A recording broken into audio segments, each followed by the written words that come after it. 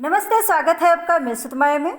आज की वीडियो में हम बनाएंगे कबाब। वैसे तो हम कई तरह के कबाब बनाए और खाए हैं, लेकिन आज हम बनाएंगे विंटर स्पेशल मूली कबाब। और ख़ास बात यह है कि इसे हम बिना बेसन के बनाएंगे। ये कबाब परिवार में सभी को काफ़ी पसंद आएगा। तो आइए बिना देर किए ही आज का वीडियो शुरू करते हैं। ये देख लीजिए जो चीज़ें हम इस्तेमाल करने वाले हैं, वैसे मैंने डिटेल लिस्ट नीचे दे रखा है। और अब चलिए कबाब बनाने के लिए कुछ तैयारी कर लेते हैं। तो मूली कबाब बनाने के लिए सबसे पहले हमें चाहिए आधा कप चना बॉईल किया हुआ। और अब चलिए चना को पीस लेते हैं। तो इसके लिए एक ग्राइंडर जार लेंगे और इसके अंदर डाल देते हैं ये चना। और अब चलिए इसमें बिना पानी डाले हैं इसे हल्का दरदरा सा पीस लेते हैं। अब चना को पीस लिए हैं, ये देखिए इस तरह से इसे थोड़ा मोटा रखना है। और अब चलिए चलते हैं गैस की तरफ। और अब गैस जलाकर एक पैन में 1 चम्मच सरसों का तेल डालकर गरम कर लेते हैं। अब तेल गरम हो चुका है तो अब इसके अंदर डाल देते हैं 3 से 4 हरी मिर्च बारीक कटी हुई, आधी छोटी चम्मच सौंफ और आधी छोटी चम्मच जीरा डालकर इन्हें हल्का सा भून लेते हैं। और अब इसके अंदर 1 छोटी चम्मच अदरक और लहसुन का पेस्ट डालकर इन्हें भी मिक्स करते हुए मीडियम आंच पर हल्का सा भून लेते हैं।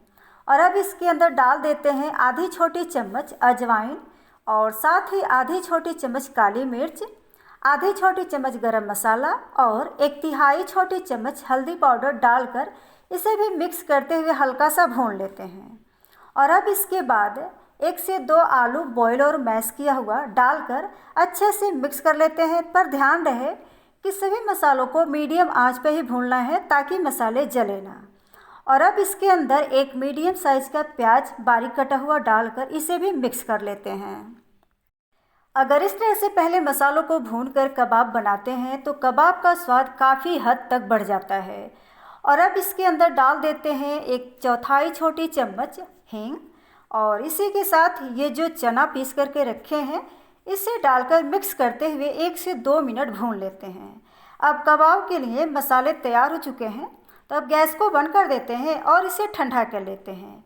अब ये मसाले ठंडे हो चुके हैं तो अब इसके अंदर डाल देते हैं आधी छोटी चम्मच काला नमक और इसी के साथ डाल देते हैं स्वाद अनुसार रेगुलर नमक। और अब एक मूली को कद्दूकस करके और फिर उसका पानी निचोड़ करके इसके अंदर डाल देते हैं। इधर मैं पहले से ही मूली को रेडी करके रखी हूँ, तो अब इसे इसके अंदर डाल देते हैं। 1/3 कप चावल का आटा, आधा नींबू का रस और 1 बड़ा चम्मच धनिया पत्ती डालकर इन सभी चीज़ों को अच्छे से मिक्स कर लेते हैं। और कबाब के लिए मिश्रण रेडी हो चुका है तो अब चलिए हम अपने हाथ को साफ़ कर लेते हैं और फिर उसके बाद कबाब बनाना शुरू करते हैं। और अब अपने हाथ पर थोड़ा सा तेल लगाएंगे और फिर इस मिश्रण में से एक नींबू के बराबर लेंगे और फिर इसे इस तरह से गोल करके चपटा कर लेते हैं। और फिर इसके बाद इसे इस तरह से चारों तरफ से चिकना करके एक प्लेट में रख देते हैं। और अब इसी तरह से हम बाकी कबाब को भी बना करके तैयार कर लेते हैं। अब सभी कबाब को बनाकर तैयार कर लिए हैं, तो अब चलिए चलते हैं गैस की तरफ इसे फ्राई करने के लिए।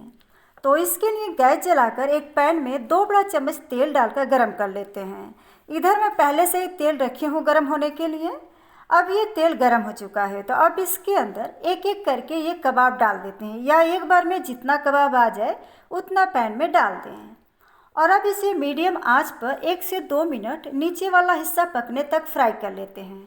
मैं इसे सेलो फ्राई कर रही हूँ, आप चाहे तो इसे डीप फ्राई कर सकते हैं। अब ये कबाब नीचे से पक चुका है तो अब इसे एक एक करके पलट देते हैं।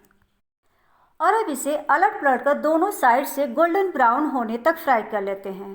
अब ये कबाब फ्राई हो चुका है तो अब इसे निकाल कर एक प्लेट में रख देते हैं। और अब इसी तरह से हम बाकी कबाब को भी फ्राई कर लेते हैं। अब सभी कबाब को फ्राई कर लिए हैं तो अब गैस को बंद कर देते हैं।